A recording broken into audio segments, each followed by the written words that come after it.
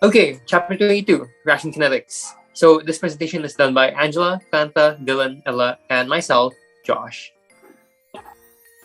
So what is the rate of reaction? The rate of reaction can be defined in many ways, but in this case, or in this chapter, we define it as the change in the concentration of a reactant/product over the time taken. Okay, hi, I'm Angela, and I'll be talking about 5 factors that affect the rate of a reaction.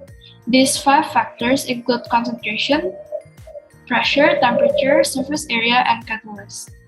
Increasing the concentration of reactants will increase the frequency of collisions between the 2 reactants, hence more successful collisions can occur, increasing the rate of reaction.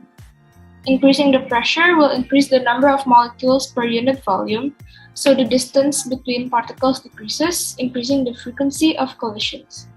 When temperature increases, the kinetic energy of the particles increases, which results in a higher frequency of effective collisions, hence increasing the rate of reaction. For surface area, the larger the surface area, the greater the chance of particles colliding, which leads to a higher rate of reaction. A catalyst will find an alternative pathway with a lower activation energy, increasing the rate of a reaction.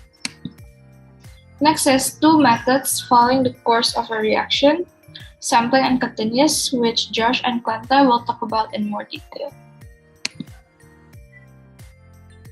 Okay, so sampling is a method of trying to figure out the rate of reaction in which small samples of the reaction mixture is taken up at various times.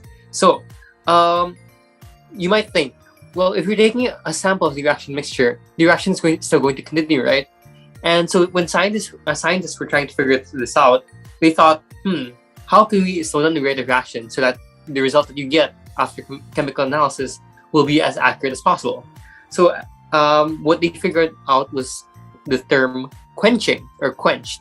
So basically the sample is cooled down so that the rate of reaction is slowed down, and thus once it undergoes chemical analysis, the concentration that you get is as accurate as possible at that certain time.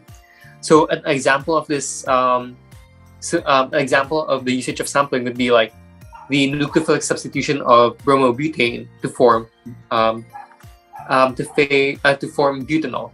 But other than that, sampling is oftentimes used for pH titrations. So keep that in mind. Unlike sampling, where the samples are taken at specific timings, causing the reaction to be temporarily stopped or quenched, for the continuous method, it is measured and monitored for the whole entire time the reaction is taking place. To monitor, we may use the colorimetry, electrical conductivity meter, or by collecting and comparing the gase's volume or pressure. The colorimetry identifies changes in color and the intensity of the color.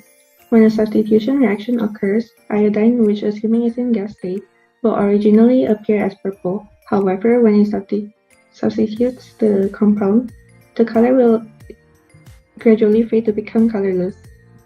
The conductivity meter measures the level of conductivity in the solutions. It will either the reactants or products to conduct electricity, and free ions need to be present. Even if the reactants have ions, you can still use the electrical conductivity to find the rate, so the electrical conductivity will decrease as the reaction goes on. When gas is involved, the best method to use is observing the changes in pressure and volume. Gas range will be used to find the changes in volume of the gas, and the dilatometer can also be used to find the small changes of volumes. Okay, so for rate equations, we can simply write it in the following way.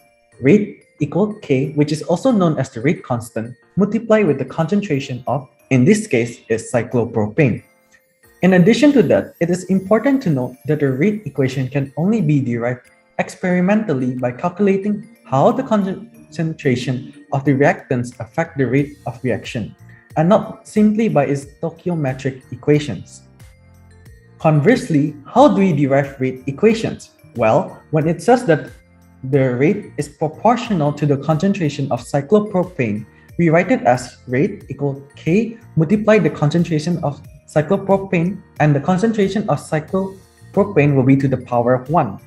For the next equation, when it says the rate is proportional to the concentration of HgCl2, and to the square of the concentration of K2C2O4, we can write it as K multiply the concentration of HgCl2 multiply the concentration of K2C2O4 squared.